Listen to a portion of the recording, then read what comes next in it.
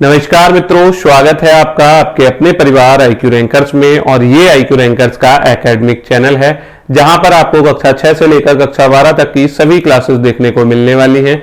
उससे संबंधित जो भी नोट्स और PDF हैं वो भी हम आपको यहां पर प्रोवाइड कराते हैं। इसी कड़ी में हमने बात की थी क्लास 10th के मैथ की, जिसका चैप्टर नंबर 1 बहुत ही बेहतरीन ढंग से हमने कंप्लीट किया था। और आज जो हम चर्चा करने वाले हैं चैप्टर नंबर 2 की करने वाले हैं, जिसका नाम है बहुपद। बहुपद अंग्रेजी में जैसे हम पॉलिनोमियल्स के नाम से जानते हैं। आइए देखते हैं क्या होता है बहुपद, उससे संबंधित जो टर्म्स होती हैं वो क्या होती हैं। ठीक है, चैप्टर नंबर 2 हम स्टार्ट कर रहे हैं। चैप्टर का नाम है बहुपद पॉलिनोमियल्स। तो सबसे पहले हम जानते हैं चर के बारे में। ठीक है, बहुपद को पढ़ने से पहले उससे संबंधित जो टर्म्स हैं उनके बारे में हम थोड़ी सी चर्चा कर लेते हैं। ठीक है, जैसे सबसे पहले अगर हम बात करें चर, जैसे हम अंग्रेजी में वेरिएबल कहते हैं। चर क्या होता है? चर जो चीज चलायमान होती है, जो चीज चेंज होती रहती है, जो चीज परिवर्तित होती रहती है, स्थिर नहीं रहती है, वो आपके चर कहलाते हैं। गणितीय भाषा में अगर हम इनकी डेफिनेशन के बारे में देखें तो गणितीय भाषा में चर उन्हें कहा जाता है जिनका मान स्थिर नहीं होता है। ये स्थिर नहीं होते अर्थात लगातार इनका मान क्या होता है? बदलता रहता है। हम कहें x, y, z, ABC, तो ये x, y, z और ABC ये सब आपके क्या होते हैं? चर कहलाते हैं। ठीक है, चर का मतलब क्या होता रहता है? चेंज होता रहता है। ठीक है, नेक्स्ट चलते हैं। अब ये चर जो होते हैं वो किस किस प्रकार के होते हैं? तो हम कहेंगे चर दो प्रकार के होते हैं। एक आपका आश्रित चर होता है और दूसरा आपका स्वतंत्र चर होता है। आश्रित का मतलब डिपेंडेंट वेरिएबल और स्वतंत्र चर का मतलब इंडिपेंडेंट वेरिएबल होता है। अब अगर हम चर की बात करें तो आपसे हमने क्या कहा? आपसे कहा गया कि भी चर वो होते हैं चर ये x और y। ठीक है, ये चर हैं। ये x भी एक चर है और ये y भी आपका क्या है? एक चर है। लेकिन ये जो x है, x को इन्होंने यहां पर स्वतंत्र चर बता रखा है और y को कहा है आश्रित चर। ठीक है, तो चर ये आश्रित और स्वतंत्र कैसे हो गए, इस बारे में हम चर्चा करने वाले हैं। देखिए भैया, y बराबर 3x + 2 है, जहां x कोई प्राकृतिक संख्या है। x कोई प्राकृतिक संख्या है का मतलब क्या हो गया? आप x की जगह पर कोई भी प्राकृतिक संख्या का मान रख सकते हैं, तो x का मान आपका हमेशा चेंज होता रहेगा। कभी आप x का मान 1 रख सकते हो, 2 रख सकते हो, 3 रख सकते हो, 4 रख सकते हो, 5 रख सकते हो। तो ये क्या है? x आपका एक चर हो जाएगा। ठीक है, और चर आपका जो चर होता है 1 2 3 4 5 होता है, ये आपकी क्या है? एक वास्तविक संख्या है। ठीक है, इतनी बात आई समझ में? ये क्या हो जाएगा आपकी? ये जहां x कोई प्राकृतिक संख्या है और x की जगह पे आप 1 2 3 4 5 मतलब ये इनमें से कुछ भी रख सकते हो। अब x की जगह पे अगर आप 1 2 3 4 5 में से कुछ भी रखोगे तो आप y की वैल्यू निकाल पाओगे। मतलब क्या हो जाएगा? y x की जगह पे अगर आपने 1 रखा, x बराबर 1 रखा, तो भाई x की जगह पे 1 अगर आप रखोगे तो 3 एकम 3 और 2 5, तब y का मान 5 आएगा। जब x की वैल्यू आप 2 रखोगे तो y का मान फिर चेंज हो जाएगा 3 गुणा 2 + 2। ठीक है, 3 दूनी 6 2 8 हो जाएगा। अगर x की जगह पे आप 3 रखोगे तो y का मान निकल के क्या आ जाएगा? 3 गुणा 3 प्लस का 2, 9 2 11 हो जाएगा। ठीक है, अगर हम x का मान 1 रख रहे हैं तो y का मान 5 आ रहा है, x का मान 2 रख रहे हैं तो y का मान 8 आ रहा है, x का मान 3 रख रहे हैं तो y का मान 11 आ रहा है। ठीक है, तो ये जो y का मान है वो किस पे डिपेंड हो रहा है? x पर डिपेंड हो रहा है। तो y हो जाएगा आश्रित चर। क्यों आश्रित चर हो जाएगा? क्योंकि वो x पर डिपेंड कर रहा है। और x क्या हो जाएगा? स्वतंत्र चर। क्योंकि ये क्या है? बिल्कुल इंडिपेंडेंट है। इसको 1 मान सकते हो, x की जगह पे 2 रख सकते हो, 3 रख सकते हो, 4 रख सकते हो। और x की वैल्यू रखने के बाद हम y का मान निकालते हैं, तो ये जो y हो जाएगा वो आपका क्या कहलाएगा? आश्रित चर कहलाएगा। ठीक है, आगे चलते हैं। अचर राशियां क्या होती हैं? अचर या फिर जिन्हें हम क्या कहते हैं अंग्रेजी में कांस्टेंट कहते हैं। तो भी देखो, चर का मतलब क्या होता है? चर का मतलब जो अपनी पोजीशन को चेंज करें, जो बदलें, जो अपना मान में परिवर्तन दिखाएं। चर हमने क्या पढ़ा? चर जिसे हमने अंग्रेजी में वेरिएबल कहा। ठीक है, और वेरिएबल का मतलब जो चेंज होते हैं। ठीक है, जो जिनका मान जो चलायमान रहते हैं या फिर जिनका मान चेंज होता रहता है, स्थिर नहीं रहता, वो आपके चर होते हैं। जबकि अचर कैसे होते हैं? अचर आप क्या कहोगे? वेरिएबल होते हैं। और ये क्या होते रहते हैं? ये आपके कांस्टेंट होते हैं, मतलब ये फिक्स रहेंगे। वेरिएबल, इसे हम क्या कहेंगे? अचर को कांस्टेंट कहेंगे, ठीक है।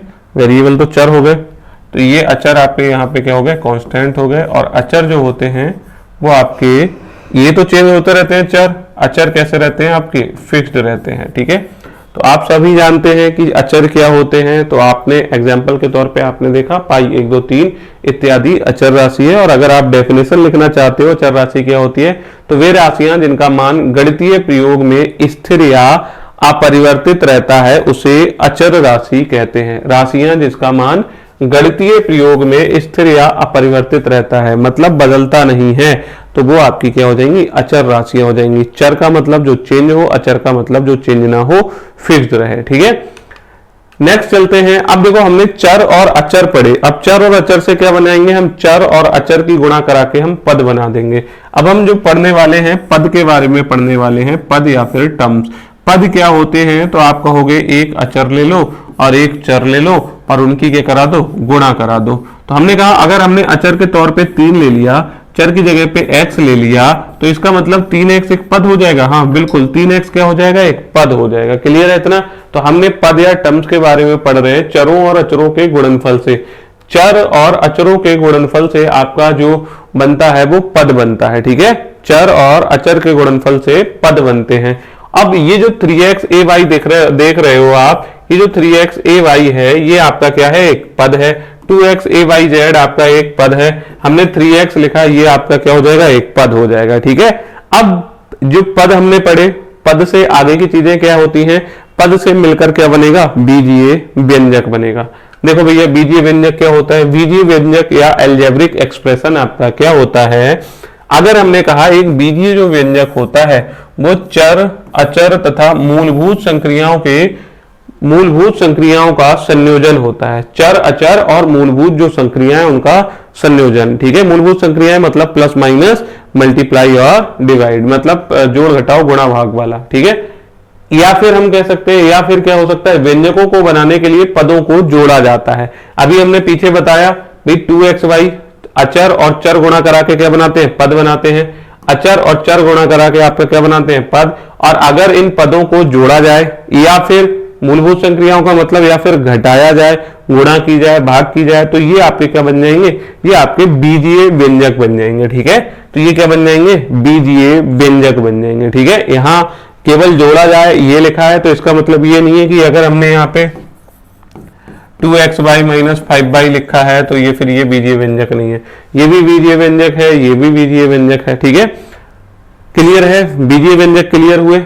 बीजीय व्यंजक की डेफिनेशन एक बार फिर से देख लेते हैं। एक बीजीय व्यंजक आपके चर, अचर तथा मूलभूत संक्रियाओं का संयोजन होता है। आपका उसमें चर भी होता है बीजीय व्यंजक में, अचर होता है और मूलभूत संक्रियाएं होती हैं जिनके संयोजन से आपका क्या बनता है, कोई भी बीजीय व्यंजक बनता है। या फिर आप ऐसे भी कह सकते हो जो पद होते हैं ना, अभी आपने पीछे पढ़े चर और अचर की गुणा करा के पद बनते हैं, और उन पदों को अगर आप जोड़ सको, घटा सको, तो आपका क्या बन जाएगा, एक बीजीय व्यंजक बन जाएगा। नेक्स्ट अगर हम जो चीज देखें, वे व्यंजक जिनमें ठीक 1, 2 या 3 पद होते हैं। भाई जैसे इसमें हमको 2 पद नजर आ रहे हैं, तो ये आपका क्या कहलाएगा, द्विपदीय व्यंजक। ये द्विपदीय व्यंजक कहलाएगा। अगर उसमें केवल और केवल 2xy है, केवल और केवल कहीं पे 2xy लिखा है, तो इसमें केवल और केवल एक पद है, तो ये भी एक बीजीय व्यंजक तो होगा ही होगा। लेकिन ये कैसा बीजीय व्यंजक हो जाएगा, एक पदी। ये कैसा बीजीय व्यंजक हो जाएगा, द्विपदी। और अगर ऐसे ही हमने 5y + 6z लिख दिया तो वो उसमें क्या हो जाएगा, आपका त्रिपद कहलाते हैं, तो वो 3 पदों वाला व्यंजक हो जाएगा। ऐसे ही 4 पदों वाले भी होते हैं, 5 पदों वाले भी होते हैं। तो बीजीय व्यंजक आपके ऐसे ही आगे बढ़ते जाएंगे, ठीक है।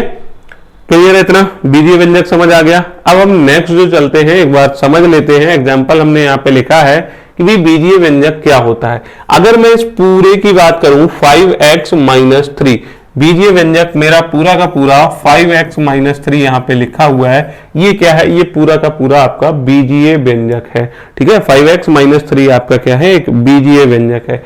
अगर मैं केवल और केवल इस x की बात करूं तो ये वाला x जो हो जाएगा वो आपका चर हो जाएगा, जिसे अंग्रेजी में वेरिएबल। ये x आपका क्या हो जाएगा, वेरिएबल या चर हो जाएगा। x का मान क्या हो सकता है, मतलब चेंज हो सकता है। x की जगह पे आप 1, 2, 3, 4 जो भी संख्या आप रखना चाहते हो वो रख सकते हो, ठीक है। क्लियर इतना। x का मान क्या होता है, चर होता है या वेरिएबल होता है, ठीक।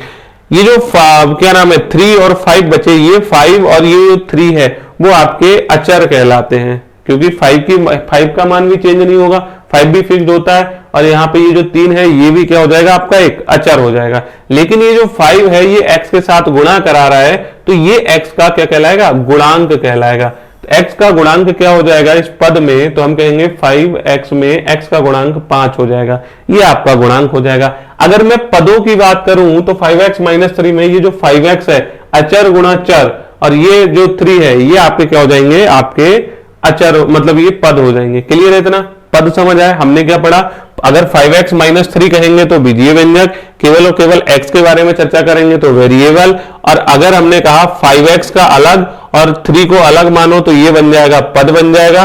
और 5x के साथ ये जो 5 आपको दिख रहा है केवल और केवल 5, तो ये x का गुणांक 5 हो जाएगा, और 3 आपका क्या कहलाएगा, अचर कहलाएगा। इतनी बात समझ आ गई?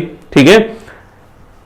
आगे हमने यहाँ पे गुणांक को देखा, गुणांक अभी तक हमने नहीं पढ़ा था, तो क्या गुणांक होता है हमने यहाँ पे उसकी डेफिनेशन लिख रखी है, गुणांक या फिर कोफिशिएंट क्या होता है।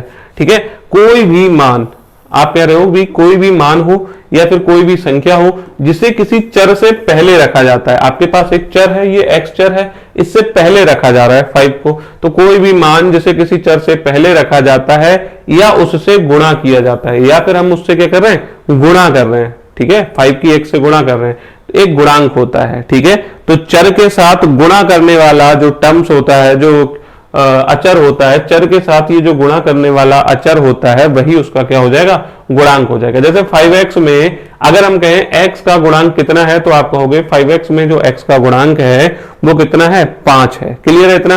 ठीक है। अब हमने क्या क्या चीजें पढ़ ली, हमने चर पढ़ लिया, अचर पढ़ लिया, पद पढ़ लिया और बीजीय व्यंजक पढ़ लिया। अब हमारा काम क्या है, अब हमें समझना है कि बहुपद क्या होता है। ठीक है, पॉलिनोमियल, जो कि हमारे चैप्टर का नाम है। तो इससे पहले हमें वो चीजें आनी चाहिए थी कि चर क्या होती हैं, अचर क्या होते हैं, फिर हमने क्या पढ़ा, पद क्या होते हैं, बीजीय व्यंजक क्या होते हैं, इनको हमने एक बार रिवीजन कर लिया। अब हम पढ़ते हैं बहुपद या फिर पॉलिनोमियल। ठीक है, इसको अगर हम डिफाइन करें तो भैया अगर आपका जो पॉलिनोमियल है उसको कैसे डिफाइन करेंगे, हमने कहा यदि x एक चर है, अगर आपके पास x एक चर है और n एक पूर्ण संख्या है, n की जगह पे अगर आपकी कोई पूर्ण संख्या है तथा a0, a1, a2 को आप कहो कि भाई ये वास्तविक संख्या है, तो fx चर x में एक बहुपद कहलाएगा। तो ये जो fx है वो चर x का एक बहुपद कहलाएगा, ये आपका बहुपद है। ठीक है, अभी आपको कुछ भी समझ नहीं आया होगा, ये बहुपद है, ये लैंग्वेज है बुक की। ठीक है, अब हम चलते हैं, हम अपना सिंपल सा चीजों को समझने की कोशिश करते हैं। हमने कहा ये जो fx है ना, ये बहुपद है। कब होगा बहुपद? देखो भैया बहुपद हमने कहा, इससे पहले एक चीज समझते हैं। हमने कहा आप क्या कर लो, एक अचर ले लो। ठीक है, आपने कहा ठीक अचर हम ले लेंगे। हमने कहा एक चर ले लो, बोले हाँ जी चर भी हो जाएगा, तो ये क्या बना देंगे, तो आप कहोगे इससे पद बन जाएगा। अचर और चर की गुणा करा के आपका क्या बन जाएगा, पद बन जाएगा। इसमें और आप जोड़ सकते हो अचर गुणा चर, तो फिर क्या बन जाएगा आपका बीजीय व्यंजक बन जाएगा। बन जाएगा या नहीं, अचर गुणा चर आपका क्या बन जाएगा, ये बीजीय व्यंजक बन जाएगा। ठीक है, ये पद अचर गुणा चर, ये भी आपका पद, इसको जोड़ दिया तो ये हमारे क्या बन गए, दो पद, मतलब पदों को हमने जोड़ा तो हमारा क्या बन रहा था, बीजीय व्यंजक बन रहा था। अब देखो हम अगर इसको बहुपद, ये तो अभी हमारा बीजीय व्यंजक है, लेकिन इसे बहुपद हम कब कहेंगे, अगर चर क्या हो जाएगा, चर हो जाएगी, एक चर की जो पावर हो जाएगी, जो घात हो जाएगी, वो अगर आपकी पूर्ण संख्या हो तो वो आपका क्या बन जाएगा, एक बहुपद बन जाएगा। ठीक है, अचर गुणा चर और चर की घात क्या हो, एक पूर्ण संख्या हो, तो वो आपका जो बीजीय व्यंजक होगा वो क्या हो जाएगा, बहुपद बन जाएगा। अगर मैं अभी तक कहूं ये आपका क्या था, ये आपका पहले जब तक मैंने ये पूर्ण संख्या ये घात नहीं लगाई थी तब तक ये जो था बीजीय व्यंजक था। ठीक है, और जैसे ही मैंने इसे कहा कि भाई अगर चर की घात पूर्ण संख्या हो, ऐसे यहाँ पे चर की घात हमारी क्या हो, पूर्ण संख्या हो, तो ये क्या बन जाएगा आपका, ये आपका एक बीजीय व्यंजक, एक बहुपद बन जाएगा। ठीक है, ये जो पद है ये पद जुड़ के क्या बना देंगे, बहुपद बना देंगे। जैसे एक पद है हमारे पास, अगर मैं केवल एक सिंगल ही पद की बात करूं,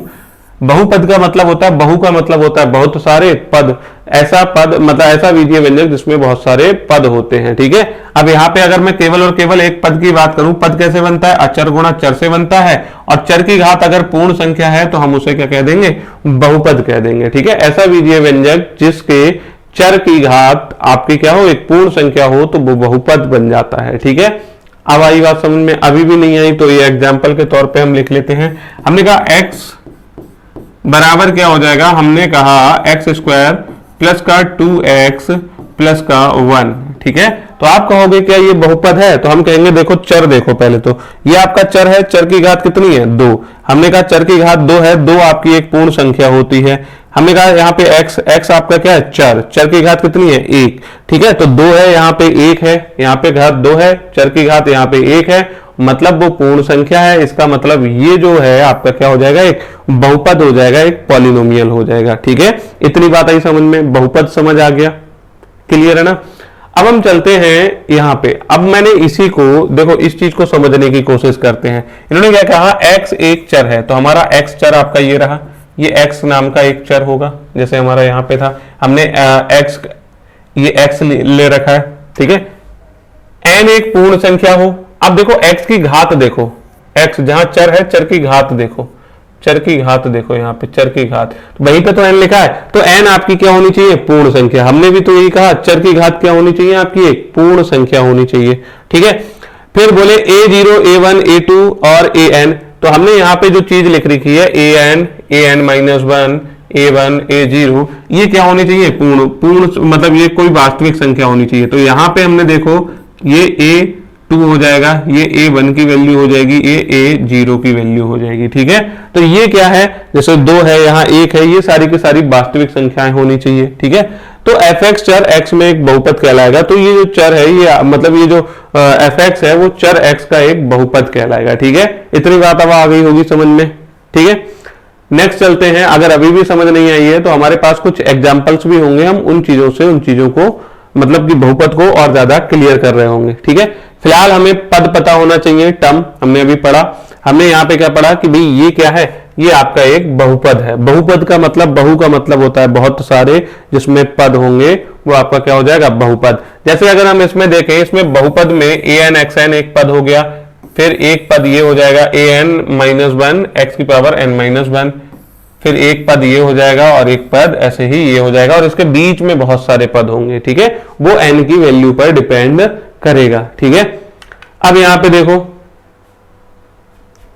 यहाँ पे देखोगे तो an xn an-1 x की पावर n-1 a1x a0, तो ये सब के सब क्या है, बहुपद। तो बहुपद के बहुत सारे पद आपको यहाँ पे देखने को मिलेंगे। ठीक है, हमने कहा गुणांक क्या होता है, तो बोले आप देखो हर एक पद ना, प्रत्येक पद में एक चर होगा, ये जो चर दिख रहा है, चर के साथ कोई ना कोई गुणा करा रहा होगा, जो एक वास्तविक संख्या होगा। तो ये जो चीज है, ये जो गुणा करा रहे हैं, ये आपके क्या कहलाएंगे, ये गुणांक कहलाएंगे। प्रत्येक पद का एक गुणांक होगा, हर एक पद का एक गुणांक होगा। जैसे अगर आप देखोगे an x की पावर n, तो x की पावर n तो आपका एक चर हो गया, इस चर में an आपका क्या हो जाएगा, आपका एक अचर हो जाएगा जो गुणा करा रहा था, तो वो an हो जाएगा, an-1 an-2 और ऐसे ही a1 और a0, ये सब आपके क्या कहलाएंगे, गुणांक कहलाएंगे। ठीक है, क्लियर है, इतना गुणांक समझ आ गया होगा। जैसे हमने कहा, एक एग्जांपल ले लिया हमने, 5x स्क्वायर प्लस का 3x प्लस का 4। हमने कहा x स्क्वायर का गुणांक कितना है, x स्क्वायर का गुणांक बताइए। तो देखो 5x स्क्वायर पूरा पद है, और इस पद में आप देखोगे जो 5 है, तो 5 क्या हो जाएगा, x स्क्वायर का गुणांक हो जाएगा। x स्क्वायर का गुणांक हम देखेंगे, x का गुणांक अगर आपसे पूछा जाए, x का गुणांक बताइए, तो x के साथ कितना गुणा करा रहा है, हम कहेंगे, आप कहोगे 3। हमने कहा यहाँ पे कुछ नहीं है, तो ये क्या हो जाएगा, ये एक तरीके से 1 से गुणा करा रहा था, और 1 को हम बोलते क्या है, x की पावर 0। देखो x की पावर 2 थी, यहाँ पे x की पावर 1 है, और यहाँ पे x की पावर 0, पावर घटती हुई जा रही है, तो 2 1 0, x की पावर 0 को हमने 1 बोला, और इसीलिए हम इसे 4 गुणा 1 बराबर 4 लिखे रहने देते हैं। तो x की पावर 0 का अगर आपसे कभी गुणांक पूछा जाएगा, तो आप क्या जवाब दोगे, 4 जवाब दोगे। x की पावर 0 का जो गुणांक हो जाएगा वो 4 हो जाएगा, x का गुणांक जो हो जाएगा वो 3 हो जाएगा, और x स्क्वायर का गुणांक जो हो जाएगा वो 5 हो जाएगा। ठीक है, उम्मीद है ये वाली चीज आपको बहुपद से जो रिलेटेड चीजें थी वो समझ आई होंगी। ठीक है, अब हम बहुपद को पहचानना सीखेंगे कुछ एग्जांपल्स के थ्रू। ठीक है, पहले तो हमें एग्जांपल से समझ लेते हैं कि बहुपद जो हमने डेफिनेशन दी थी क्या उसी हिसाब से है। देखो भैया, px बराबर 3x माइनस 2, x हमारा मेन जो उद्देश्य होगा, हमें चर ढूंढना है और चर की पावर ढूंढनी है। चर की पावर अगर आपकी क्या है, एक पूर्ण संख्या है पूरे के पूरे बीजीय व्यंजक में। ठीक है, तो जैसे 3x माइनस 2, तो यहां पे आप देख रहे हो x की पावर 1 है और x हमारा चर है और उसकी पावर 1 है और 1 आपकी पूर्ण संख्या होती है। इसका मतलब जो px बराबर 3x माइनस 2 होगा ये एक बहुपद हो जाएगा और चर x में हो जाएगा। ठीक है, और अगर हम इसके पदों की बात करें तो 1 और 2 पद इसमें होंगे। ठीक है, अगर हम क्यूब आई की बात करें, क्यूब आई तो ये बाई की टर्म्स में एक इन्होंने बहुपद लिख रखा है। हमने बहुपद पहले ही क्यों बोल दिया, क्योंकि हमने देखा बाई की पावर कितनी है, यहाँ पे 2 है, यहाँ पे देखा बाई की पावर यहाँ पे कितनी है, 1 है, और यहाँ पे बाई की पावर कितनी है, 0 है। ठीक है, तो अगर आपका ऐसा कोई बीजीय व्यंजक जिसके चर की घात आपकी अगर पूर्ण संख्या है तो जो बहुपद होगा वो कैसा हो जाए, जो बीजीय व्यंजक होगा वो एक बहुपद होगा। ठीक है, तो ये चर बाई में एक बहुपद हो जाएगा। ऐसे ही यहाँ पे देखोगे u की पावर 3 है, u की पावर 2 है, u की पावर 1 है, u की पावर 0 है। इसका मतलब ये भी क्या हो जाएगा, एक बहुपद हो जाएगा और चर u में एक बहुपद ये कहलाएगा। ठीक है, बहुपद में हमें क्या ध्यान रखना है, हमको सबसे पहले चर ढूंढना है, चर कौन सा है, और उस चर की पावर देखनी है, क्या वो पूर्ण संख्या है।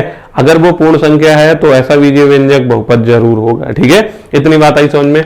तो देखो भैया, हमने कुछ एग्जाम्पल्स लिख रखे हैं और इनको समझने की कोशिश करते हैं कि इनमें से कौन कौन सा बीजीय व्यंजक है, कौन बहुपद है। बहुत ज्यादा कंफ्यूजन इन चीजों में रहता है।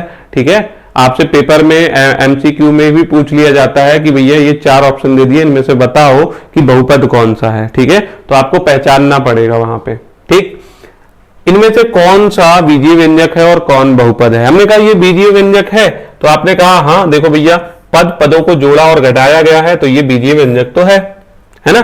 पद होते हैं, पदों को जोड़ा या घटाया जाएगा तो बीजीय व्यंजक तो है।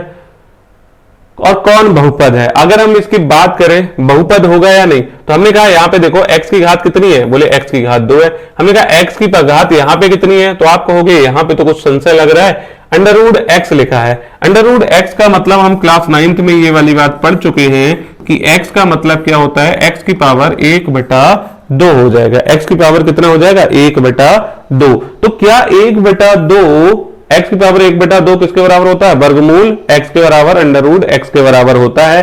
तो क्या ये जो 1/2 है, क्या ये पूर्ण संख्या है। आप कहोगे सर ये पूर्ण संख्या नहीं होती, क्यों, क्योंकि जो पूर्ण संख्याएं होती है या तो 0 होगी या 1 होगी या 2 होगी या 3 होगी। मतलब 0 प्लस सभी प्राकृतिक संख्याओं के समुच्चय को आप क्या कह दोगे, पूर्ण संख्या कह दोगे। 0 प्लस सभी प्राकृतिक संख्याएं आपकी क्या हो जाएंगी, आपकी पूर्ण संख्या हो जाएंगी। तो इसमें हमें कहीं भी 1/2 लिखा हुआ नजर नहीं आया, इसका मतलब ये पूर्ण संख्या नहीं है। और अगर ये पूर्ण संख्या नहीं है तो इसका मतलब ये भी बहुपद भी नहीं है। तो हम यहाँ पे क्या लिख रहे हैं कि भैया ये वाली जो चीज आपने लिखी है ना, ये बहुपद नहीं हो सकती, ये बहुपद नहीं है। क्लियर है इतना, इतनी बात आगे समझ में। देखो भैया, तो हमने एक चीज नोटिस कर ली कि अगर x के ऊपर, चर के ऊपर कभी भी वर्गमूल लगा हो या फिर घनमूल लगा हो तो वो आपका बहुपद नहीं हो सकता। ठीक है, x का मतलब चर मानेंगे, चर के ऊपर चर अगर वर्गमूल में है या घनमूल में है तो वो आपका बहुपद नहीं होगा। ठीक है, इतनी बात आई समझ में। 1/x² माइनस 2x प्लस 5, तो क्या ये बीजीय व्यंजक है, तो हमने कहा हाँ भैया बीजीय व्यंजक तो होगा। ठीक है, बीजीय व्यंजक क्यों हो जाएगा, क्योंकि आपके ये पद हैं और इन्हें जोड़ा और घटाया गया है। क्या ये बहुपद होगा, तो हम कहेंगे ये भी बहुपद नहीं होगा, ये भी बहुपद क्या होगा, नहीं होगा। क्यों नहीं होगा, क्योंकि अगर मैं इस चीज को ऊपर लेके जाऊंगा तो ये चीज किस में आ जाएगी, निगेटिव में आ जाएगी, और निगेटिव मतलब -1 इसकी पावर हो जाएगी, और -1 किसकी पावर होगी, पूरे के पूरे बीजीय व्यंजक की। और अगर मान लो उसको हम सॉल्व करेंगे तो भाई यहाँ पे हमारा क्या आ जाएंगे, पावर में इसकी निगेटिव चीजें आ जाएंगी, और निगेटिव हमारा पूर्ण संख्या नहीं होता। अतः ये 1/x² माइनस 2x प्लस 5 भी आपका बहुपद नहीं है। आगे अगर हम यहाँ पे देखेंगे, यहाँ पे 2x की पावर 3 माइनस 3 अपॉन एक्स लिखा है। अब देखो भैया फिर से x कहाँ आ गया, नीचे, अपॉन में आ गया। अब ये x ऊपर जाएगा तो x की पावर कितनी हो जाएगी, -1 हो जाएगी, और x पावर -1 हो जाएगी। x हमारा चर है, ये क्या हो जाएगा, अगर हम इसको सॉल्व करें तो 2x का क्यूब माइनस 3x की पावर -1 प्लस का 4 हो जाएगा। इस तरीके से हम इस चीज को लिख सकते हैं। अब हमने देखा यहाँ पे तो x की पावर 3 है, ठीक है, लेकिन यहाँ पे x की पावर कितनी हो गई, -1 हो गई। और अगर -1 है जो कि आपकी पूर्ण संख्याओं में नहीं आती, चर की घात है, अतः ये भी क्या हो जाएगा, बहुपद नहीं है। अच्छा, क्या ये बीजीय व्यंजक है, तो हम कहेंगे हाँ जी ये बीजीय व्यंजक है। क्यों बीजीय व्यंजक क्यों है, क्योंकि हमें उसमें पावर से कोई मतलब नहीं होता, हमें पद चर होना चाहिए, अचर होना चाहिए, मतलब वो चर और अचर मिलकर पद बना देंगे, और पद क्या करेंगे, उनको जोड़ा या घटाया जाएगा तो आपके क्या बन जाएंगे, बीजीय व्यंजक बन जाएंगे। अब देखो यहां से हमने एक और चीज सीखी कि भाई √x वाला तो हमें भी बहुपद नहीं होगा, लेकिन अपॉन में x हो तो वो भी बहुपद आपका नहीं है। लेकिन देख लेना, अगर यहाँ पे x की पावर -1 होता, ये कहां चला जाता, ऊपर जाता, तो प्लस का x की पावर 1 हो जाता, तब ये बहुपद बन जाता। क्लियर है इतना। लेकिन यहाँ पे x की पावर क्या है, 1 है, ठीक है। यहाँ पे भी देखोगे x आपका नीचे है, तो ये भी आपका बीजीय व्यंजक तो है लेकिन बहुपद नहीं है। हमने कहा √x + 2, तो अभी हमने √x वाली कहानी आपको समझाई थी, x की पावर 1/2 हो जाएगी, तो ये भी आपका बहुपद नहीं है लेकिन बीजीय व्यंजक है। तो हमने देखा बीजीय व्यंजक तो सारे हैं, लेकिन यहाँ पे बहुपद भी, ये इनमें से एक भी बहुपद नहीं है। इतने सारे हमने बीजीय व्यंजक लिखे, लेकिन बहुपद इनमें से हमें एक भी नजर नहीं आया, ठीक है। क्लियर है इतना। नेक्स्ट चलते हैं आगे। देखो 1/x² + 2x + 3, तो आप तुरंत समझ जाओगे x² नीचे है, मतलब ये बहुपद नहीं है। तो बहुपद क्या है, नहीं है, बीजीय व्यंजक है, ठीक है। x² + 1 बीजीय व्यंजक है और बहुपद भी है। अब हम कह देंगे कि भैया हाँ भैया ये बहुपद भी है, ठीक है, बहुपद भी है, बहुपद है। क्यों है बहुपद, क्योंकि यहाँ पे x की पावर देखो 2 है और यहाँ पे x की पावर कितनी है, 0 है, तो इसका मतलब ये क्या हो जाएगा आपका, ये बहुपद हो जाएगा। ये बीजीय व्यंजक तो है ही है, ये बहुपद हो जाएगा। क्यों, x की घात 1, x की घात 0, x की घात 2। यहाँ पे देखोगे x की घात 1 है, तो ये भी आपका क्या हो जाएगा, बहुपद है। यहाँ पे देखोगे u की घात, अब देखो 2/3, इस नंबर से हमें कोई लेना देना नहीं है, ये आपका वास्तविक संख्या होना चाहिए। आपने देखा था ना a0, a1, a2, वो आपकी वास्तविक संख्याएं होनी चाहिए। हमें केवल और केवल जो चर होता है, चर की घात से मतलब होता है। अगर घात आपकी पूर्ण संख्याओं में आ रही है तो इसका मतलब वो बहुपद है, और नहीं तो बहुपद नहीं है। 2y² - 3y + का 4, तो देखा यहाँ पे 2 है, यहाँ पे 1 है, और यहाँ पे पावर 0 है, इसका मतलब ये भी आपका एक बहुपद है, ठीक है। तो इस पेज पे हमने क्या देखा, हमने एक देखा 1/x² + 2x + 3, ये बहुपद नहीं है, और सारे के सारे बीजीय व्यंजक भी हैं और बहुपद भी हैं, ठीक है। नेक्स्ट चलेंगे, तो हमने कहा भाई बीजीय व्यंजक तो सारे के सारे ही आ रहे हैं, ठीक है, सब में पद होंगे, उनको जोड़ा जाएगा या घटाया जाएगा, गुणा की जाएगी, भाग की जाएगी, तो बीजीय व्यंजक तो ये हमारे सारे के सारे हो गए। अब पता करो बहुपद है या नहीं। हमने देखा z की पावर 1 बहुपद है, x - 2/11 बहुपद है। हमें केवल और केवल x से मतलब होना चाहिए, ठीक है। x की घात 3 है, x की घात 2, x की घात 1। अब देखो वर्गमूल में आ गया, लेकिन यहाँ पे 2 आया है, ठीक है, यहाँ पे कितना आया है, 2, x नहीं है। अगर x होता तो ये बहुपद नहीं होता। क्लियर है इतना। लेकिन अब ये बहुपद है, ये वाला हमारा बहुपद है, ये याद रखना, इस चीज को समझना। यहाँ पे √ के अंदर 2 लिखा है, अगर √ के अंदर x लिखा होता तब बहुपद नहीं होता। क्यों, क्योंकि चर की घात 1/2 हो जाती, और चर की घात अगर 1/2 है तो वो पूर्ण संख्याओं में नहीं आता 1/2, और 1/2 पूर्ण संख्याओं में नहीं आता, तो इसका मतलब ये बहुपद आपका नहीं होगा। अगर आप यहाँ पे देखोगे y + √2, तो √2 से धोखा मत खा जाना भैया, y को ध्यान रखना, y की पावर पे ध्यान रखना, तो ये भी आपका क्या हो जाएगा, बहुपद हो जाएगा। 2x - 7 आपका एक बहुपद हो जाएगा। अब यहाँ पे देखो √3 आ गया, लेकिन हमें किस पे ध्यान देना है, हमें इस x पर ध्यान देना है, x की घात पर ध्यान देना है, x और x की घात पर ध्यान देना है। क्या वो एक पूर्ण संख्या है x की घात, तो आप कहोगे हाँ x की घात यहाँ पर 1 है, और अगर x की घात 1 है तो ये क्या हो जाएगा, आपका एक बहुपद हो जाएगा। ऐसे ही अगर हम यहाँ पे लिखा आपको नजर आ रहा होगा केवल और केवल 7, अब 7 आपका क्या हो जाएगा, ये जो 7 है 7 भी आपका एक बहुपद हो जाएगा। क्यों हो जाएगा, क्योंकि 7 मान लो x की पावर 0 से गुणा करा रहा होगा, तो x की पावर 0 से गुणा कराएगा 7 एकम 7 हो जाएगा इस तरीके से। तो ये चीज लिखी है, लेकिन ये है क्या, x की पावर 0 वाला एक बहुपद है। इतनी बात आई समझ में। तो ये भी हमारा क्या हो जाएगा, बहुपद। क्यों, क्योंकि ये इसकी पावर क्या है, 0 है, और 0 आपका क्या होती है, एक पूर्ण संख्या होती है। चर की पावर अगर 0 है तो वो एक पूर्ण संख्या होती है। तो 7 गुणा x की पावर 0 ये 7 हो जाएगा, और किसी की भी पावर अगर 0 है तो उसका मान क्या होता है, 1 होता है। तो 7 इंटू 1 बराबर कितना हो जाएगा, 7 हो जाएगा। क्लियर है इतना।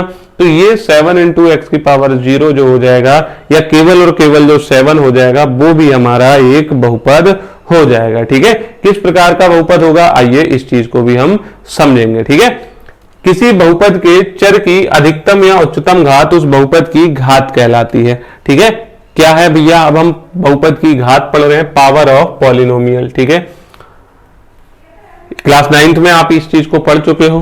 किसी बहुपद के चर की अधिकतम या उच्चतम घात उस बहुपद की घात कहलाती है। अगर हमने कहा f(x) बराबर कितना है, 3x प्लस 1/2 है। अगर आप यहाँ पे देखो x की घात यहाँ पे कितनी है, 1। अब यहाँ पे x की घात कितनी हो जाएगी, 0, और x की घात 1 और 0 है, इसका मतलब चर की घात एक पूर्ण संख्या है, तो ये बहुपद तो है। और अगर बहुपद है तो इसकी घात, तो हमने कहा भैया किसी बहुपद के चर की अधिकतम या उच्चतम घात, जो अधिकतम या उच्चतम घात होगी, तो यहाँ पे 1 है, यहाँ पे 0 है, तो आपकी अधिकतम घात कितनी होगी, 1। तो ये एक घात वाला बहुपद कहलाएगा। ऐसे ही यहाँ पे देखोगे 2y² माइनस 3y2y प्लस 7, तो y की घात 2, y की घात 1, y की घात 0, तो सबसे ज्यादा घात कितनी है, 2। ऐसे ही सबसे ज्यादा घात इसमें कितनी है, 3। ऐसे ही इसमें सबसे ज्यादा घात कितनी है, 5। तो ये बहुपद की घात 5 हो जाएगी, इस वाले बहुपद की घात 3 हो जाएगी, इस वाले बहुपद की घात 2 हो जाएगी, और इस वाले बहुपद की घात कितनी हो जाएगी, 1 हो जाएगी। ठीक है, उम्मीद है आपको ये चीजें समझ आ गई होंगी कि बहुपद की घात कैसे निकालते हैं। ठीक है, अब हम पढ़ने वाले हैं जो अभी हमने पीछे बात की थी कि भाई नियतांक बहुपद, जैसे हमने अभी 7 वाला एग्जांपल लिया था, तो यहाँ पे भी हमने फिर से f(x) बराबर 7 लिखा। तो ये 7 है, वो क्या है आपका, ये जो 7 है वो आपका 0 घात का बहुपद कहलाएगा। 0 घात का बहुपद, या फिर नियतांक बहुपद, या फिर अचर बहुपद, या फिर कांस्टेंट पॉलिनोमियल, आप कुछ भी इनमें से बोल सकते हो। ठीक है, हमने क्यों इसे 0 घात का बोला, 7 इंटू एक्स की पावर 0 हमने इसे कहा। तो 7 इंटू एक्स की पावर 0, एक्स की पावर अगर 0 है, किसी की भी पावर अगर 0 है तो उसका मान 1 होता है, और 7 की 1 से अगर आप मल्टीप्लाई कराओगे तो आपका क्या आ जाएगा, 7 आ जाएगा। तो आप अगर देखोगे यही 7 हमने यहाँ पे लिख रखा है, लेकिन ये दिख कैसा रहा है हमें, ऐसा। जब हम बहुपद के केस में पढ़ रहे हैं तो x की पावर 0 यहाँ पे हमें लिखा हुआ दिख रहा है, मतलब इस जो चर है, चर की पावर यहाँ पे कितनी थी, 0 थी। और अगर चर की पावर 0 होती है तो ऐसा बहुपद 0 घात का बहुपद कहलाता है, या फिर आप इसे नियतांक बहुपद कह सकते हैं, या फिर अचर बहुपद कह सकते हैं, या फिर कांस्टेंट पॉलिनोमियल कह सकते हैं। -3/2 2, मतलब अगर आपके सामने कोई संख्या लिखी हो और आपसे पूछा जाए कि ये किस प्रकार का बहुपद है, तो आप कह दोगे ये नियतांक बहुपद है, अचर बहुपद है, या फिर कांस्टेंट पॉलिनोमियल है। ठीक है, इतनी बात आई समझ में। नेक्स्ट चलते हैं। अब देखो अभी हमने क्या पढ़ा, नियतांक बहुपद या अचर बहुपद। ठीक है, तो एक सवाल बच्चे के मन में आया, सर मैंने 0 लिखा, क्या 0 भी एक बहुपद है, क्या इसे भी आप अचर बहुपद बोलोगे या नियतांक बहुपद बोलोगे? तो हमने कहा हाँ भैया, इसे भी अचर बहुपद या नियतांक बहुपद कहा जा सकता है। बोले नियतांक बहुपद 0 अथवा f(x) बराबर 0, ये आपका क्या कहलाएगा, इसको एक और नाम दिया जाता है, एक खास कैटेगरी है इसकी, इसे कहा जाएगा शून्य बहुपद।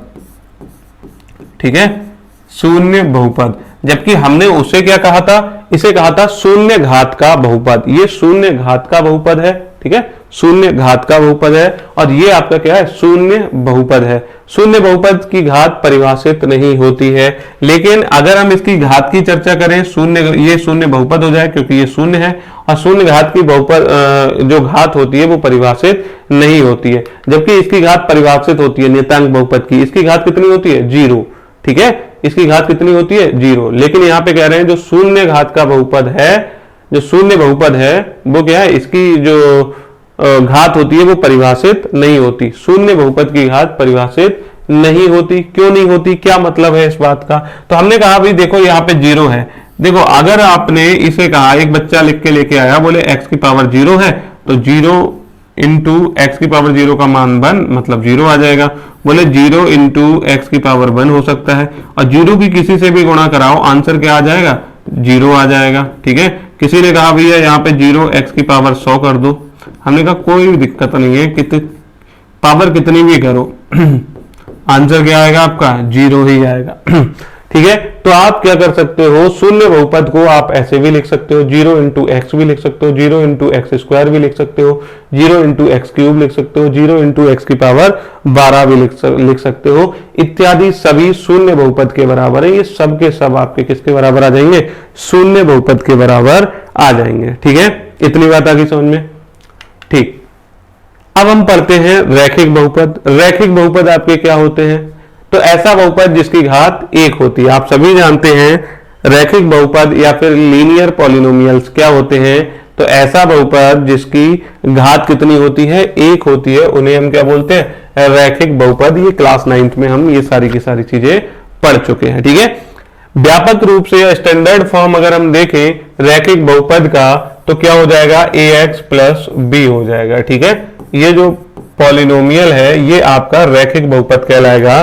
क्यों कहलाएगा, क्योंकि x की घात कितनी है, x की घात यहाँ पे 1 है, ठीक है, तो इसलिए ये रैखिक बहुपद कहलाएगा। एक घात वाला बहुपद आपका क्या हो जाएगा, ऐसा बहुपद जिसकी घात कितनी होनी चाहिए, 1 होनी चाहिए। तो हम अगर इसकी घात निकालेंगे तो घात कितनी आ जाएगी, 1 आ जाएगी। तो ये जो बहुपद हो जाएगा ये आपका रैखिक बहुपद कहलाता है। ये हमने इसकी स्टैंडर्ड फॉर्म लिख दी, ठीक है। अब स्टैंडर्ड फॉर्म में हम एक और बात लिखते हैं कि भैया a 0 के बराबर नहीं हो सकता। अगर a 0 हो गया, मान लो a की जगह पे मैंने 0 रख दिया, ये x की पावर 1 प्लस का b, अभी आपने क्या पढ़ा, x के 0 के साथ कोई भी चीज गुणा कराएगी उसे 0 कर देगी, प्लस का b, और केवल क्या बचेगा, b बचेगा। तो इसका मतलब ये क्या बन जाएगा, शून्य घात का बहुपद बच जाएगा, ठीक है, नियतांक बहुपद बच जाएगा या अचर बहुपद बच जाएगा, ठीक है। जबकि हमें क्या बताना था, एक घात का बहुपद बताना था, रैखिक बहुपद बताना था। क्लियर है इतना, रैखिक बहुपद समझ आया। रैखिक बहुपद का स्टैंडर्ड फॉर्म जो है वो आपने ये देखा भैया। रैखिक बहुपद आपका कैसा दिखेगा, ax प्लस b, जहां a is not equal to 0, a तथा b आपकी ये वास्तविक संख्याएं होती हैं।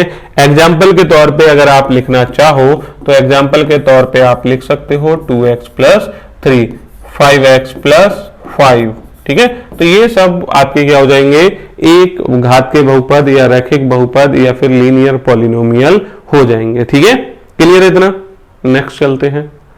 एग्जाम्पल के तौर पे यहाँ पे इन्होंने बताया भी है कि भैया देखो px जो है वो आपका 4x माइनस 3 है। हमने कहा ये सारा का सारा क्या हो जाएगा, रैखिक बहुपद के एग्जाम्पल हो जाएंगे, ठीक है। रैखिक बहुपद को हमने कैसे पहचाना था, ऐसा बहुपद जिसकी घात 1 होती है। तो हमने देखा x की पावर 1, y की पावर यहाँ पे भी 1, यहाँ पे भी 1 और यहाँ पे भी 1। अगर घात 1 है तो एक घात का बहुपद हो गए ये सारे के सारे, ठीक है। तो एक घात के बहुपद आपके क्या कहलाते हैं, रैखिक बहुपद कहलाते हैं, ठीक। अब अगर हम देखें रैखिक बहुपद आपके जो होते हैं वो एक पद वाले भी हो सकते हैं, 2 पद वाले भी हो सकते हैं। जो रैखिक बहुपद होते हैं वो एक पद वाले या 2 पद वाले हो सकते हैं। जैसे हम यहाँ पे देखें इसमें कितने पद हैं, तो आप कहोगे इसमें 2 पद हैं, इसमें केवल और केवल 1 पद है, इसमें भी 2 पद हैं और इसमें भी 2 पद हैं। तो हमारे जो रैखिक बहुपद हैं तो वो आपके एक पद वाले भी हो सकते हैं, एक पदीय भी हो सकते हैं और द्विपदी भी हो सकते हैं। क्लियर है इतना। नेक्स्ट अगर हम एक चीज और देखें यहाँ क्या लिखा है कि भाई आप ये बताओ क्या ये रैखिक बहुपद होगा या नहीं। देखो यहाँ पे तो x की घात 1 है, तो हमने कहा भैया जो मैक्सिमम घात होती है वो उस बहुपद की घात कहलाती है। यहाँ पे x की घात 0 है, यहाँ पे x की घात 2 है। अगर हम देखें इसकी घात जो हो जाएगी ये घात 2 वाला बहुपद हो जाएगा। घात कितनी हो जाएगी इसकी 2। यहाँ पे देखोगे इस वाले बहुपद की घात कितनी हो जाएगी, आप कहोगे इसकी घात 3 हो जाएगी। तो एक घात द्विघातीय बहुपद है, ये त्रिघातीय बहुपद है, तो ये रैखिक बहुपद नहीं होंगे। क्यों नहीं होंगे? क्योंकि हमें जब रैखिक बहुपद की बात आती है तो हमें घात चेक करते हैं। ऐसा बहुपद जिनकी घात 1 होती है वो सारे के सारे रैखिक बहुपद होते हैं, जबकि यहाँ पे इसकी घात कितनी है 2 है और इसकी घात कितनी है 3 है। क्लियर है इतना? ठीक है, नेक्स्ट चलते हैं द्विघात बहुपद क्या होते हैं या फिर क्वाड्रेटिक पॉलिनोमियल क्या होते हैं।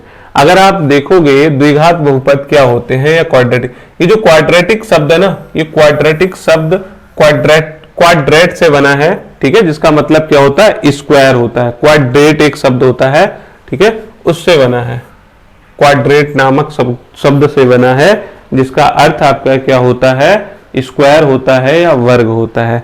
ऐसा बहुपद जिसकी घात अगर आपकी 2 है, जैसे घात 1 वाले को तो हम बोल के आए रैखिक बहुपद, अगर आपकी घात 2 है तो उसे क्या बोलेंगे हम द्विघात बहुपद, अंग्रेजी में से क्वाड्रेटिक पॉलिनोमियल बोलते हैं। अगर हम इसका स्टैंडर्ड फॉर्म देखें ये दिखेगा कैसा, अगर हम कहेंगे तो ax square plus B X plus C, जहां a 0 के बराबर नहीं हो सकता तथा abc आपकी वास्तविक संख्या है। हमने क्या लिखा कि भैया ax square plus B X plus C ये क्या हो जाएगा आपका एक द्विघातीय बहुपद हो जाएगा। लेकिन साथ ही साथ एक बात और जो बहुत इंपॉर्टेंट है कि भाई यहाँ पे a का मान कभी भी आप 0 नहीं रख सकते।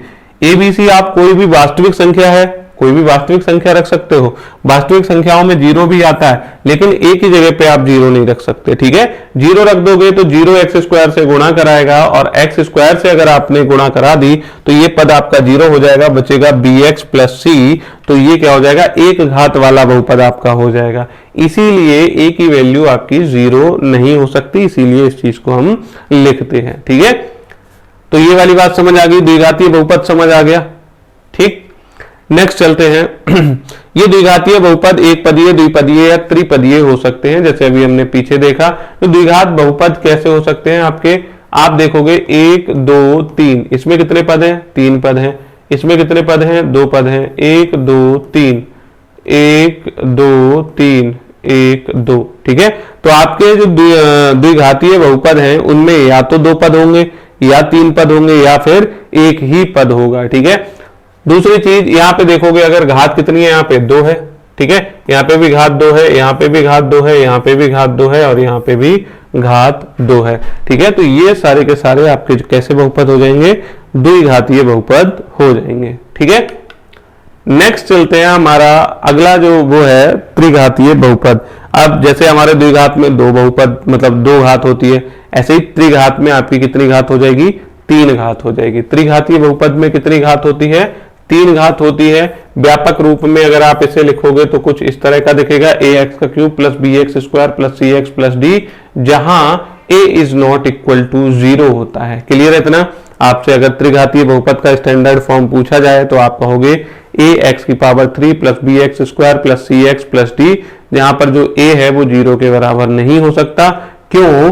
क्योंकि a अगर 0 के बराबर हो गया तो a x की पावर q के साथ गुणा करा रहा है तो उसे भी 0 कर देगा और आपका बचेगा B X square plus C X plus D, जो कि एक द्विघातीय बहुपद हो जाएगा, त्रिघातीय बहुपद नहीं रहेगा। ठीक है, एग्जाम्पल के तौर पे आपको यहाँ पे ये दिख रहे होंगे 9y5 x का क्यूब माइनस का 2x स्क्वायर प्लस का 7y3x माइनस का 1y5, ये आपका एक त्रिघातीय बहुपद है। 2y का क्यूब प्लस 5y माइनस 7, ये भी आपका एक त्रिघातीय बहुपद है और ये भी आपका क्या है एक त्रिघातीय बहुपद है। ठीक है, तो त्रिघातीय बहुपद आपको समझ आ गया। नेक्स्ट चलते हैं, क्यूबिक पॉलिनोमियल होगा, ये यूबिक पॉलिनोमियल नहीं होगा, क्यूबिक पॉलिनोमियल। ठीक है, त्रिघातीय बहुपद।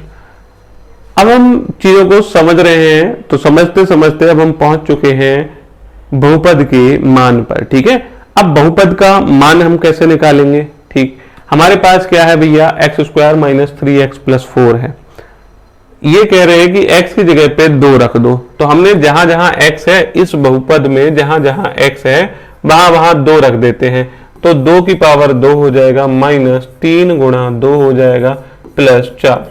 जहां जहां x था, x यहाँ पे था हमने 2 रख दिया, यहाँ x था यहाँ हमने 2 रख दिया, यहाँ x था यहाँ पे हमने 2 रख दिया और इसे सॉल्व किया। 2 दूनी 4 माइनस 3 दूनी 6 प्लस 4, ये 4 और ये 4 जुड़ जाएंगे 8 हो जाएंगे, माइनस का 6 हो जाएगा बराबर 2 बच जाएगा।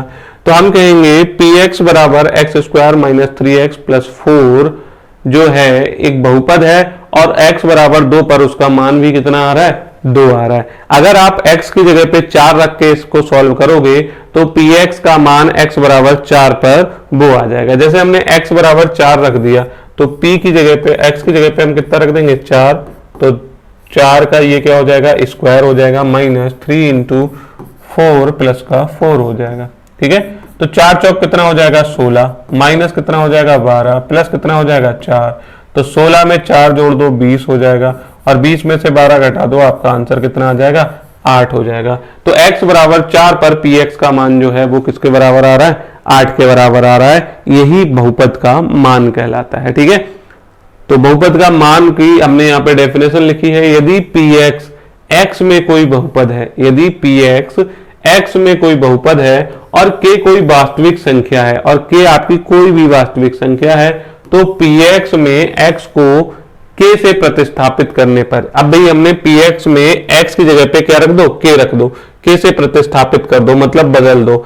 x बराबर यहाँ पे हमने 2 रखा था, अब हम कह रहे हैं px में x की जगह पे k रख दो।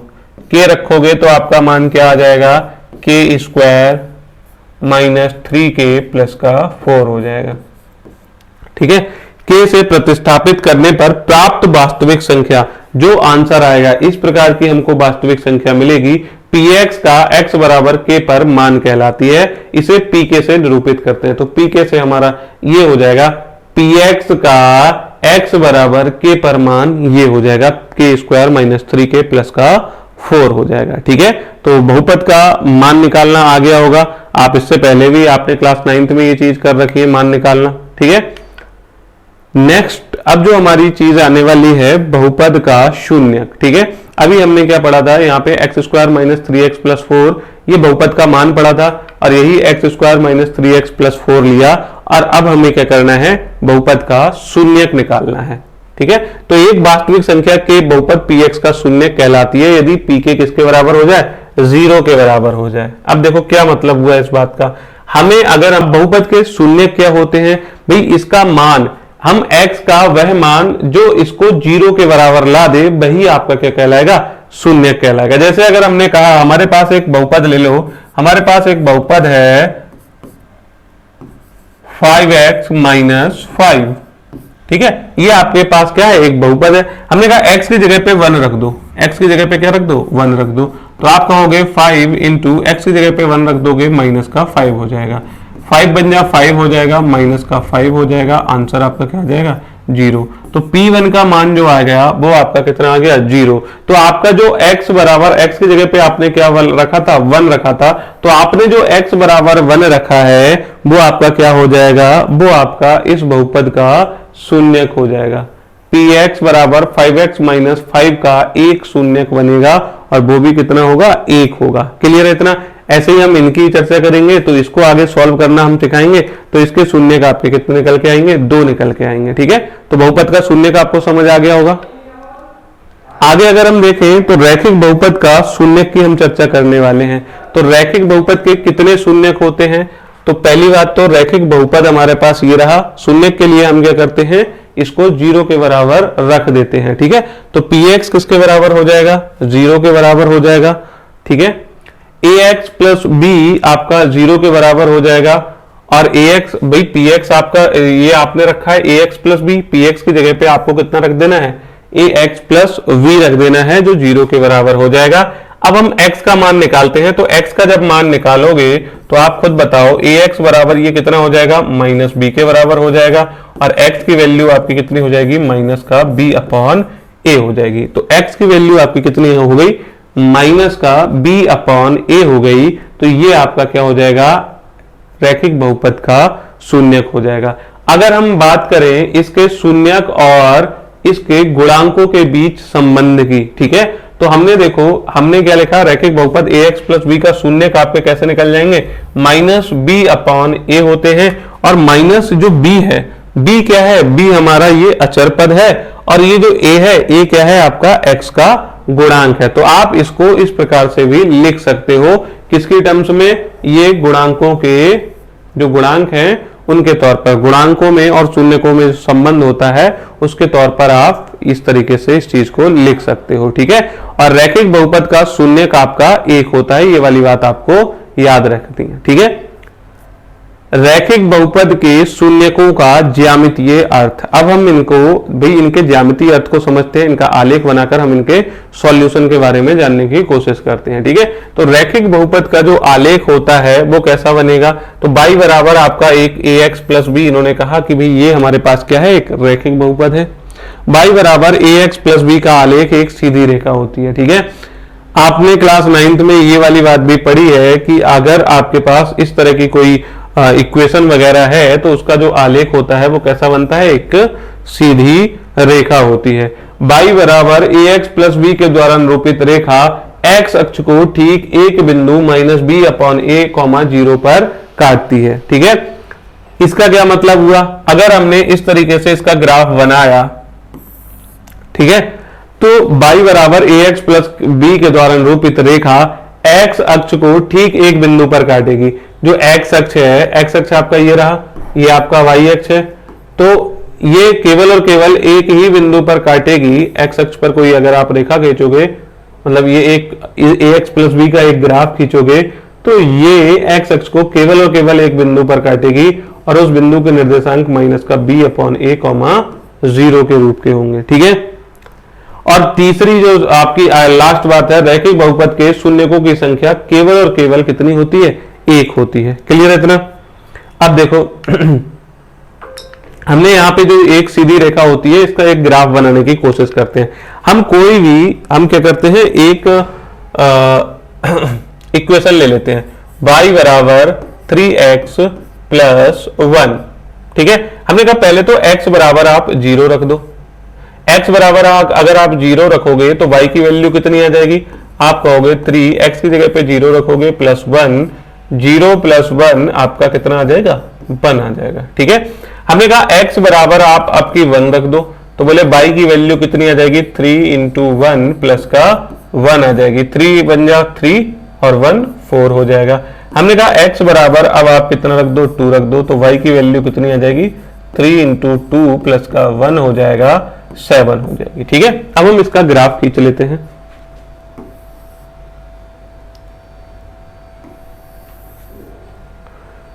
क्लियर है इतना। देखो भाई ग्राफ जब हम लास्ट ईयर बनाते भी थे तो हम यहाँ पे x और y के सारे मान लिख लेते। x जब 0 है तब y का मान 1 आ रहा है, x जब 1 है तो y का मान 4 आ रहा है, और x जब हमारा 2 है तो y का मान 7 आ रहा है। क्लियर है इतना, ठीक है। तो हम यहाँ पे नंबरिंग कर लेते हैं भैया, लो ये आपका यहाँ पे तो 0 हो जाएगा, यहाँ पे ये 1 हो जाएगा, यहाँ 2 हो जाएगा, यहाँ 3 हो जाएगा, यहाँ 4 हो जाएगा, ठीक है। y का मान ऐसे ही रख लेते हैं भैया, लो y1, y2, y3, y4, y5 और आगे बढ़ा देते हैं y6, y7, ठीक है। इतनी बात आई समझ में। फिर x हम 0 जाएंगे, x अक्ष पे 0 ये रहा, और y पे 1 जाएंगे, y पे 1 मतलब एक पॉइंट आपका ये हो जाएगा। x पे आपको 1 जाना है, x पे आपको 1 जाना है, और y पे आपको कितना जाना है, y पे 4 जाना है, तो 1 2 3 4 यहाँ पे पहुंच गए दूसरा पॉइंट, ठीक है। x पे आपको 2 जाना है, x पे आप 2 जाओगे, और y पे आप 7 जाओगे, तो 7 यहाँ कहीं हो जाएगा, ठीक है। और फिर आप क्या करोगे, इस तरीके से इस लाइन को आप ऐसे करके मिला दोगे, तो यहां पर ये लाइन कट कर रही होगी, ठीक है। तो यहाँ पे जो आपके निर्देशांक आएंगे वो क्या हो जाएंगे, वो आपके हो जाएंगे माइनस का b अपॉन ए, तो माइनस का 1/3, 0 हो जाएंगे, ठीक है। तो ये इस जो पीछे हमने एक लाइन लिखी थी वो ये वाली बात थी, ये वाली बात ax प्लस बी के दौरान रोपित रेखा x अक्ष को ठीक एक बिंदु पर काटेगी। अगर आप x अक्ष को देखोगे, ये जो लाइन है x अक्ष को केवल एक ही बार तो काट सकती है और एक ही बिंदु पर काटेगी। अब वो बिंदु भी क्या हो जाएगा, माइनस का b अपॉन ए कॉमा 0। तो आपका वो बिंदु आपका कितना हो जाएगा, माइनस का b अपॉन ए कॉमा 0। b की जगह पे आप देखो, अगर हम इसका कंपैरिजन कराएं ax प्लस बी से, तो b की जगह पे इन्होंने कितना लिखा है, माइनस का b अपॉन ए कॉमा 0। ठीक है। तो ये आपका क्या हो जाएगा, इस तरीके से आपका ग्राफ बनता है और ये x अक्ष को केवल और केवल एक बिंदु पर काटता है। ठीक है। और भाई इसको मोड़ेंगे थोड़ी, आपको पता है कि भैया जो रैखिक जो ग्राफ ऑफ लीनियर पॉलिनोमियल है, जो आपका रैखिक बहुपद है, उसका आलेख क्या होता है, एक बिल्कुल सीधी रेखा आती है। ठीक है। तो x अक्ष को ये केवल और केवल एक बार काट सकता है। ठीक। द्विघात बहुपद अगर हम देखें तो किसी द्विघात बहुपद ax square plus B X plus C के लिए संगत समीकरण के ग्राफ जो होता है वो परवलय के आकार का होता है, पैराबोला के आकार का होता है, इस तरीके का होगा। ठीक है। क्लियर है इतना।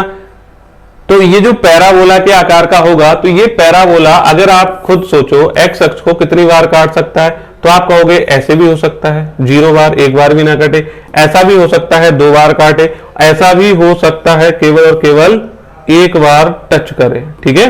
तो इस तरीके का हो सकता है। तो बोले किसी द्विघात बहुपद ax square plus B X plus C जहां a 0 के बराबर नहीं होता, संगत समीकरण का ग्राफ किस आकार का होता है, परवलय के आकार का होता है। यहां पर अगर हम कहें शून्यकों की संख्या कितनी हो जाएगी, या तो 0 हो जाएगी या 1 या 2 हो सकती है। क्या कैसे हो जाएगी, अगर x अक्ष को कोई चीज जितनी बार कट करेगा, हम कहेंगे उस समय उस बहुपद के शून्यकों की संख्या उतनी हो जाएगी। तो आपके किसी द्विघातीय बहुपद का 2 बार मैक्सिमम काट सकता है। ठीक है। मैक्सिमम कितने बार ये चीज काट सकती है, आप कहोगे 2 बार काट सकता है। और 2 बार अगर काट सकता है तो उसके शून्यकों की संख्या या तो 0 हो जाएगी। 0 का मतलब अगर x अक्ष को ये एक बार भी नहीं कट कर रहा है तो शून्यकों की संख्या कितनी हो जाएगी, 0। अगर एक केवल और केवल एक बार टच कर रहा है तो शून्यकों की संख्या 1 हो जाएगी। और अगर आपका ये चीज 2 बार कट कर रही है तो शून्यकों की संख्या आपकी कितनी हो जाएगी, 2 हो जाएगी। इसी प्रकार अगर हम देखें त्रिघात बहुपद के अधिक से अधिक कितने शून्यक हो सकते हैं, त्रिघात बहुपद के अधिक से अधिक 3 शून्यक हो सकते हैं। ठीक है। केवल और केवल 3 शून्यक हो सकते हैं, 3 से कम भी हो सकते हैं मतलब। ठीक है। इतनी बात आई समझ में। अब देखो भाई हमारा क्या था, एग्जाम्पल नंबर 1 था। आप इसको आसानी से कर सकते हो। अगर आपको ये जो डायग्राम है अगर आपको प्रॉपर नहीं दिख रहा है तो आप अपनी बुक में जाके देख सकते हैं। ठीक है। नीचे दी गई आकृति 2.9 में ग्राफों को देखिए। ये जो दिए गए ग्राफ हैं इनको आपको देखना है। प्रत्येक आकृति y बराबर px, जहां px एक बहुपद है का ग्राफ है। ग्राफों से प्रत्येक के लिए शून्यकों की संख्या ज्ञात कीजिए। अब देखो शून्यकों की संख्या अगर हम यहाँ पे गौर से देखें, भाई हमें शून्यकों की संख्या ज्ञात करनी है, तो ये x अक्ष को कितनी बार कट कर रहा है, एक बार। तो एक बार कट कर सकता है, मैक्सिमम एक बार कर सकता है। रैखिक बहुपद का आलेख कितनी बार कट कर रहा है, एक बार कट कर रहा है, या फिर एक बार भी कट नहीं कर सकता। तो अगर जब भी रैखिक बहुपद की हम चर्चा करेंगे, इसके शून्यकों की चर्चा करेंगे, या तो शून्यक एक भी नहीं होंगे या फिर 1 होंगे। शून्यकों की संख्या या तो 0 हो जाएगी या 1। अगर आपका रैखिक बहुपद इस तरीके से, मतलब एक लाइन आपकी इस तरीके से जा रही है और x अक्ष को कोई चीज कट नहीं कर रही है, तो इसका मतलब क्या हो जाएगा, इसका मतलब ये हो जाएगा कि यहाँ पे शून्यकों की संख्या 0 हो जाएगी। अगर आपके x अक्ष को कोई लाइन अगर एक बार कट कर रही है तो उसमें उस केस में शून्यकों की संख्या 1 हो जाएगी। ठीक है। यहाँ पे हमारा देखो x अक्ष को जितनी बार कोई लाइन कट करेगी वही शून्यकों की संख्या होती है। ठीक है। तो हमें क्या देखना है, ये हमारा रहा x अक्ष। इसमें ये जो आपका ग्राफ खींचा गया है इसे कितनी बार कट कर रहा है, आप कहोगे एक बार। तो या इसका आंसर कितना हो जाएगा, आप कहोगे इसका जो आंसर हो जाएगा वो 1 हो जाएगा। ठीक है। यहाँ पे अगर आप देखोगे तो ये कितनी बार कट कर रहा है x अक्ष को, केवल और केवल x अक्ष को देखना है, हमें y अक्ष से कोई मतलब नहीं है। तो आंसर क्या हो जाएगा, आंसर आपका हो जाएगा 2। यहां पे देखोगे तो 1 2 3, x अक्ष को कितनी बार कट कर रहा है, 3 बार कट कर रहा है। तो x ठीक है। यहाँ पे देखो हमारी वो लाइन आ गई सीधी सीधी, तो भैया ये एक्स अक्ष को कितनी बार कट कर रहा है, तो ये एक्स अक्ष को एक बार कट कर रहा है, तो आंसर आ गया एक। ये एक्स अक्ष को कितनी बार कर रहा है, आंसर आ गया एक। 1 2 3 4, ये एक्स अक्ष को कितनी बार कट कर रहा है, आंसर आ गया 4। ठीक है, 4 बार कट कर रहा है, तो आंसर क्या हो जाएगा आपका 4। ये 1 2 3 और ये 4। ठीक है, तो ये था हमारा एग्जाम्पल। आइए एक्सरसाइज को भी अभी कर लेते हैं। एक्सरसाइज 2.1। ठीक है, क्या है एक्सरसाइज 2.1 में, एक बार देख लेते हैं। वही सवाल है कि भैया एक्स अक्ष को कितनी बार कट कर रहा है, जितनी बार कट करेगा उतने ही आपके क्या हो जाएंगे, शून्य हो जाएंगे। किसी बहुपद के लिए y का ग्राफ नीचे आकृति में दिया गया है, प्रत्येक स्थिति में px के शून्यकों की संख्या आपको ज्ञात करनी है। तो हमने कहा देखो भैया ये हमारा x अक्ष रहा, ये आपका ग्राफ मतलब जो आपकी समीकरण है या फिर जो इक्वेशन है उसका ग्राफ रहा, बहुपद का ग्राफ रहा। तो ये कितनी बार कट कर रहा है एक्स अक्ष को, आप कहोगे एक बार भी कट नहीं कर रहा है, तो इसका मतलब इसका आंसर क्या हो जाएगा, 0 हो जाएगा। ठीक है, शून्यकों की संख्या यहाँ पे कितनी हो जाएगी, 0 हो जाएगी। हमने कहा ये एक्स अक्ष को कितनी बार कट कर रहा है, तो आप कहोगे शून्यकों की संख्या यहाँ पे 1 हो जाएगी। क्यों, क्योंकि ये एक्स अक्ष को केवल और केवल एक बार कट कर रहा है। हम कहेंगे यहाँ पे एक्स अक्ष पे ये वाली भैया 3 बार कट हो रहा है ये ग्राफ, तो यहाँ पे शून्यकों की संख्या कितनी हो जाएगी, 1 2 3 हो जाएगी। ठीक है, हमने कहा यहाँ पे शून्यकों की संख्या कितनी हो जाएगी, 1 और 2, टोटल कितने हैं 2 पॉइंट्स हैं, तो शून्यकों की संख्या यहाँ पे 2 हो जाएगी। ठीक है, अगर हम इनकी बात करें तो 1 2 3 और 4, 4 पॉइंट है, तो शून्यकों की संख्या 4 हो जाएगी। हमें केवल और केवल एक्स अक्ष को देखना है, एक्स अक्ष को ये लाइन कितनी बार टच कर रही है, तो एक्स अक्ष को 1 2 3, तो शून्यकों की संख्या कितनी हो जाएगी, 3 हो जाएगी। क्लियर है इतना। तो इस तरीके से आपका एक्सरसाइज 2.1 हमारी कंप्लीट हो गई। ठीक है, उम्मीद है आपको ये वीडियो पसंद आई होगी। अगर आपको हमारा ये जो प्रयास है वो बेहतर लगता है तो आप हमारे चैनल के साथ जुड़ सकते हैं, हमारे वीडियो में कमेंट के माध्यम से हमें बता सकते हैं आपको हमारा प्रयास कैसा लगता है। मिलते हैं नेक्स्ट वीडियो में, तब तक के लिए टेक केयर एंड बाय।